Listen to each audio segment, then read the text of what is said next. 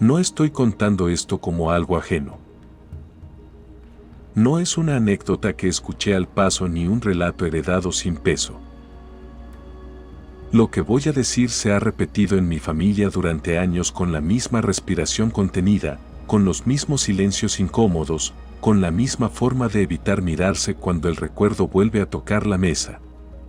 Yo crecí oyéndolo fragmentado, como se cuentan las cosas que todavía arden si se dicen completas.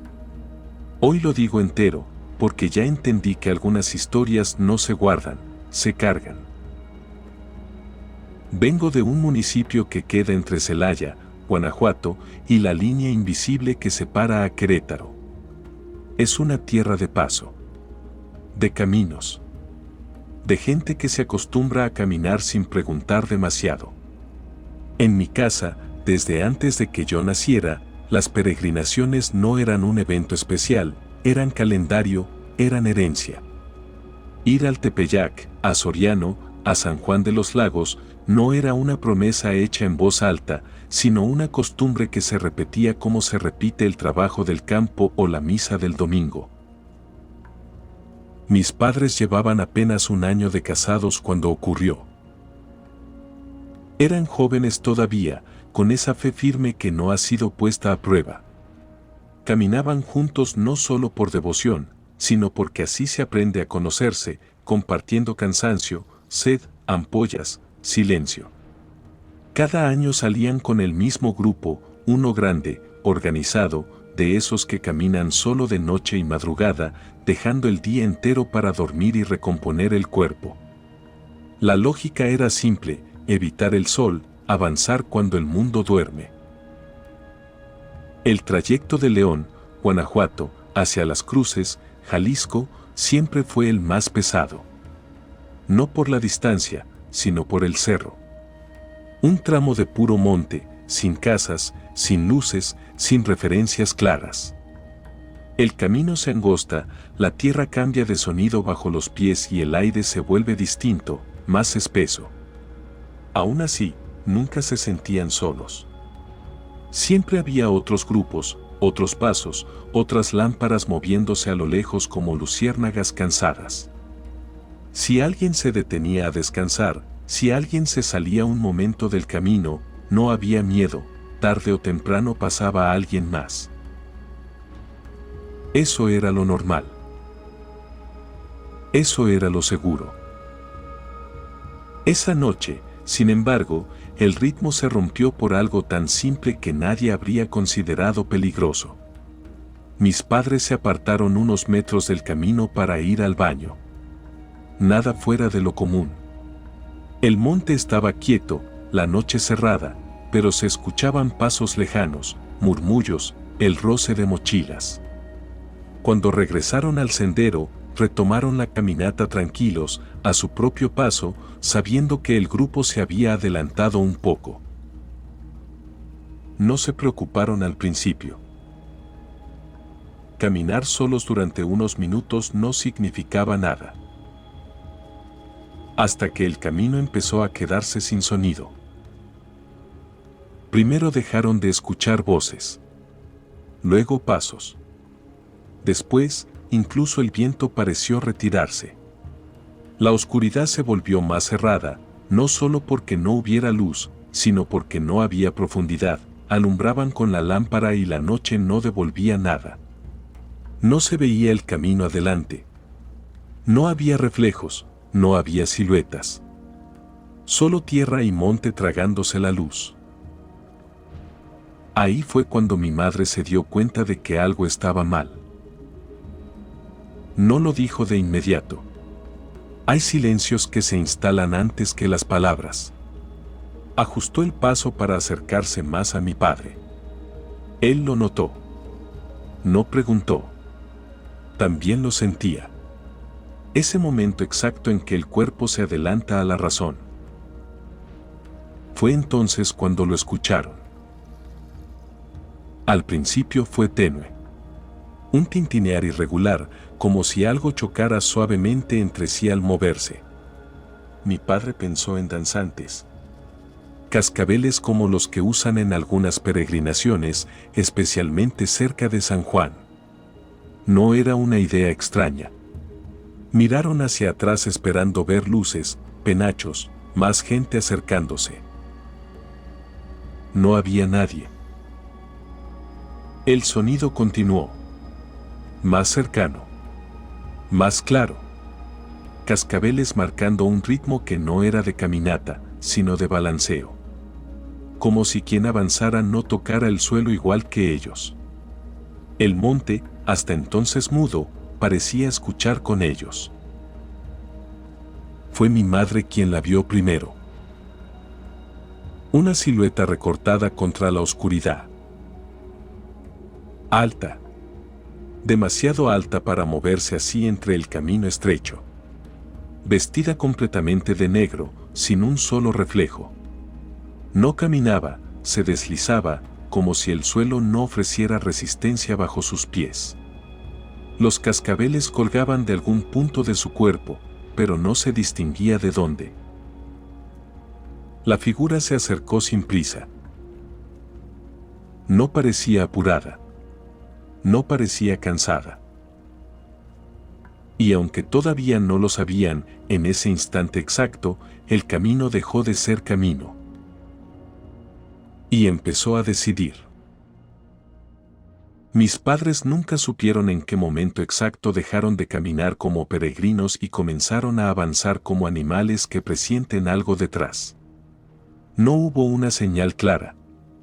Fue más bien una acumulación de detalles mínimos, de esos que solo se reconocen después, cuando el recuerdo vuelve una y otra vez con la misma presión en el pecho. La silueta seguía detrás de ellos. No se acercaba del todo, pero tampoco se quedaba atrás. Guardaba una distancia precisa, como si conociera el ritmo de sus pasos antes de que ellos mismos lo fijaran. Cada vez que mi padre aceleraba un poco, los cascabeles ajustaban su sonido. Cada vez que mi madre disminuía el paso por cansancio, el tintinear parecía volverse más lento, más grave. No hablaban. No porque no quisieran, sino porque algo en el aire les hacía sentir que la voz no les pertenecía del todo. Mi madre recuerda haber intentado decir el nombre de mi padre en voz baja, solo para comprobar que seguía ahí, pero el sonido se le quedó atrapado en la garganta, como si pronunciarlo fuera a llamar a algo más. El monte ya no era solo oscuridad. Era una presencia compacta, cerrada sobre ellos. Las ramas no se movían con el viento, parecían inclinarse apenas, lo suficiente para escuchar. La tierra bajo sus pies ya no crujía igual. Cada paso se sentía amortiguado, como si el suelo absorbiera el peso en lugar de devolverlo. Mi padre encendió la lámpara con más fuerza. El haz de luz tembló un poco, no por falla del aparato, sino por el pulso. Iluminó el camino frente a ellos, nada. Volvió a apuntar hacia atrás, con cuidado, como quien no quiere ver del todo. La mujer seguía ahí. Ahora más cerca. Era imposible distinguir un rostro. No porque la oscuridad lo impidiera, sino porque donde debería haber rasgos solo había profundidad. Una sombra espesa, uniforme, como un velo demasiado cerrado. El vestido negro no reflejaba la luz. No parecía tela. Caía recto, sin pliegues, sin movimiento, a pesar de que avanzaba. Mi madre sintió entonces algo distinto del miedo. Una presión baja en el estómago, como cuando el cuerpo reconoce una altura peligrosa o un vacío cercano. Sus piernas comenzaron a sentirse ajenas, pesadas, pero no por cansancio.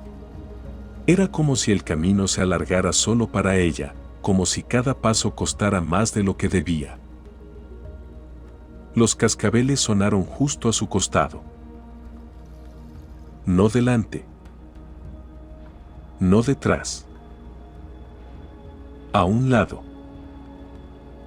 Mi padre se detuvo en seco. El cuerpo reaccionó antes que la cabeza. La lámpara apuntó directo hacia la figura, ahora tan cercana que el haz de luz no alcanzaba a abarcarla completa. Vio la altura desproporcionada, el negro absoluto, la ausencia total de rostro. Y algo más. La sensación clara, contundente, de que esa cosa sabía exactamente quiénes eran. No como se sabe un nombre, sino como se reconoce un pulso. Como se reconoce un latido entre otros. La mujer no habló. No extendió la mano. No cambió el ritmo. Simplemente continuó avanzando y los rebasó, pasando entre ellos y el monte, rozando el aire con su presencia. Los cascabeles sonaron más fuerte durante un segundo, tan cerca que mi madre sintió el vibrar en el pecho, como si el sonido se hubiera colado bajo la piel. Cuando pasó, el frío llegó. No fue una ráfaga.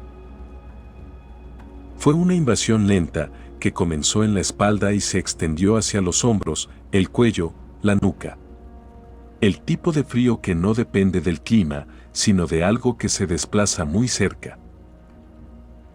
La figura siguió adelante hasta que la oscuridad la volvió a tragar. No dejó huellas.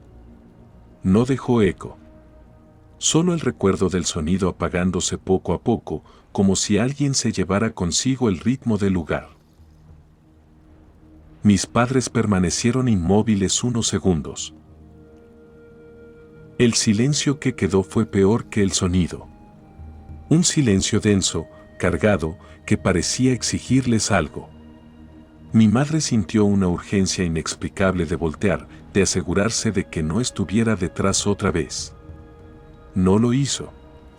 Algo dentro le dijo que mirar sería aceptar. Mi padre tomó su mano con fuerza.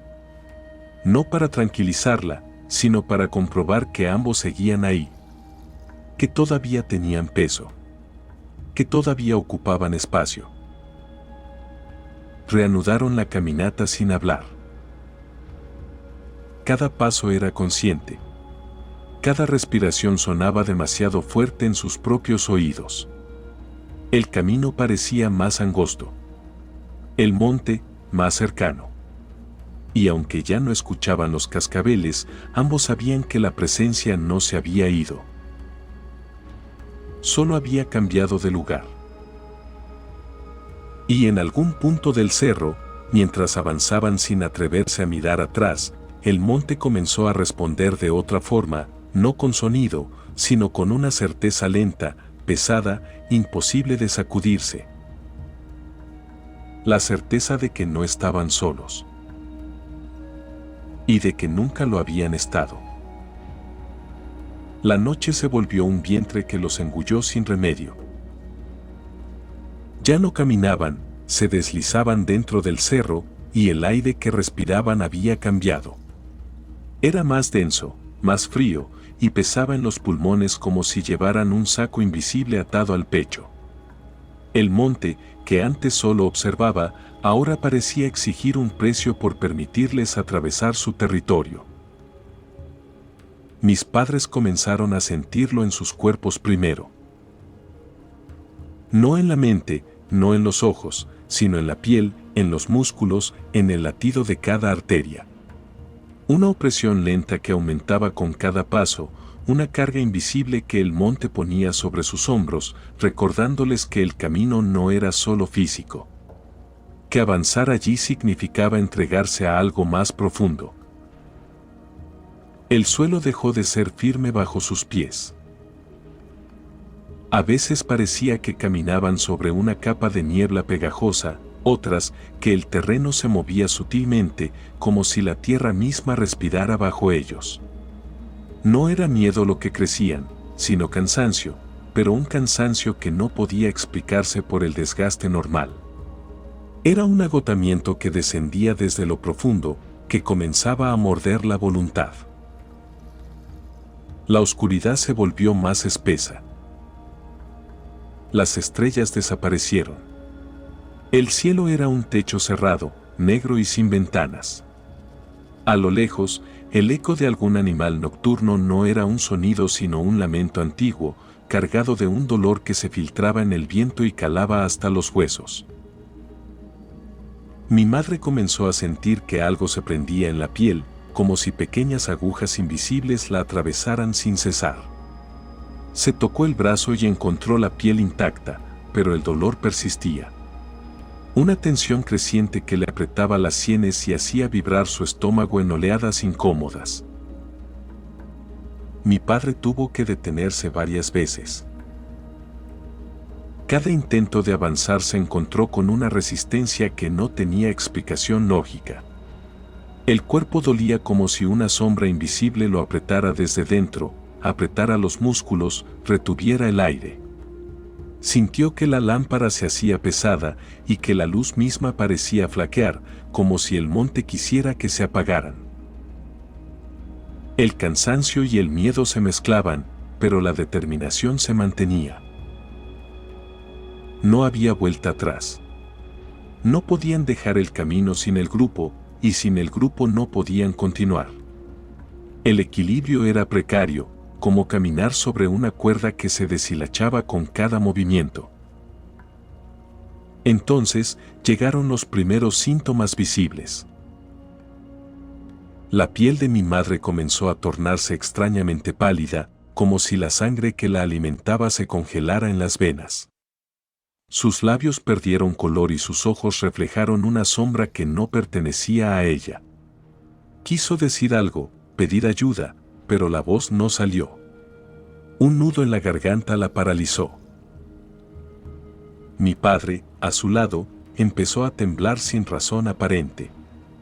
Los músculos se contraían y relajaban en sacudidas involuntarias.